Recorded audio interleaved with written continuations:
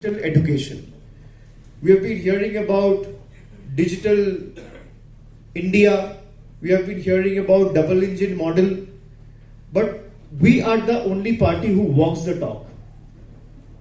You see what the promises or the pledges that Trinamool Congress made before Bengal elections, and within 3 months, all those 10 pledges and commitment that were made before the people of that state have been fulfilled.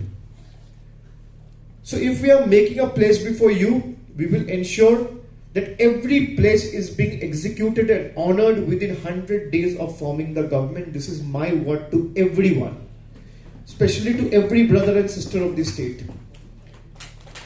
We don't make empty promises. And a lot of people, a lot of friends in the media might have this question in their mind, that Trinamool is making this big pledges, commitment, promises, where will the money come from? All this already has been factored in. If you'll ask me how much money do we need to ensure that all these women who have registered and showed their unwavering faith and support in V-Card, where will the state get this money from? Where will the exchequer get this money from? The state has the money, but the government doesn't have the intention to spend. This is the problem. This is the difference we want to bring in and the impact we want to create. We are not giving you, this is not a gift that the government is giving you. This is your right. And we are here to fight for your right, to ensure that you get what you deserve. If all the women if every woman from a single household is honored and given 1,000 rupees and is empowered by giving 12,000 rupees annually, we are not doing a favor. It will not cost the exchequer lakhs of crores. It will only cost the exchequer 750 crores. That is not even 3% of the budgetary allocation. So everything has been factored.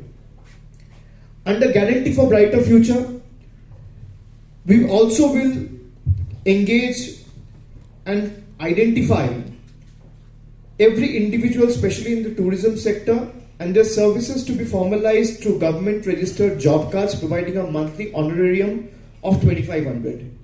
Now you might ask, if everyone is given an honorarium of 2,500, where will this money come from?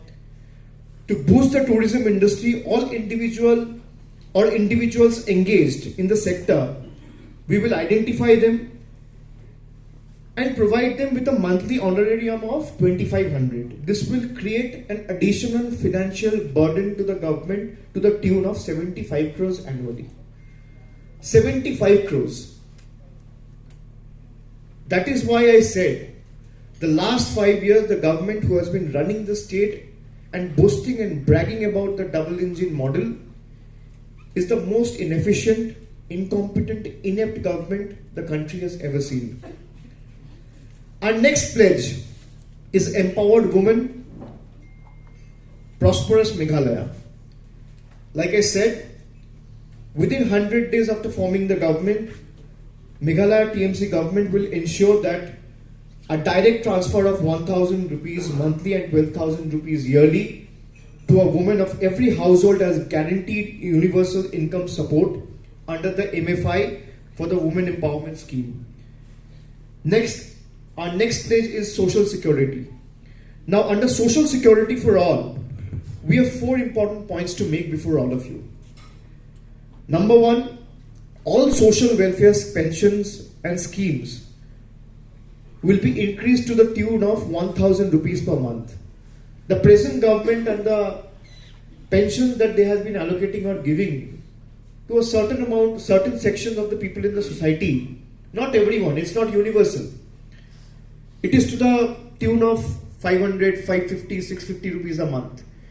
But keeping the skyrocketing fuel prices and the rising inflation in mind, we have taken a decision that all social welfare schemes to be increased at 1,000 rupees a month and 12,000 rupees annually, doubling the financial assistance to whether it's the PWD or the single mothers, widows or the senior citizens. And the second point I'm trying to make under the Social Security for All is a social security scheme which will go by the name of Meghalaya Unite. Now, what does Meghalaya Unite stands for? Meghalaya Unite is Meghalaya Unorganized Sector Training and Empowerment Scheme. For all the 280,000 unorganized sector workers, to provide them with skill training, to provide them free healthcare, to give them term life insurance, and also provident fund benefits. Now, the financial burden that will be on the exchequer to implement the scheme will only be 168 crores per annum, which is not even 2% of the annual budget. 25% increase in grants for healthcare, education assistance, death benefit, marriage assistance, and disability pension to workers under the Meghalaya Building and Construction Workers Welfare Board. And also e-ration cards for all, and resurvey in the districts to increase the number of beneficiaries covered, ensuring every deserving household receives the PDS benefits. Our next pledge is Better Produce and Happy Farmers. Under Better Produce and Happy Farmers, a 10,000 rupees annual financial assistance to all farmers in the state through the introduction of the new scheme, which will go by the name of FARM, F-A-R-M.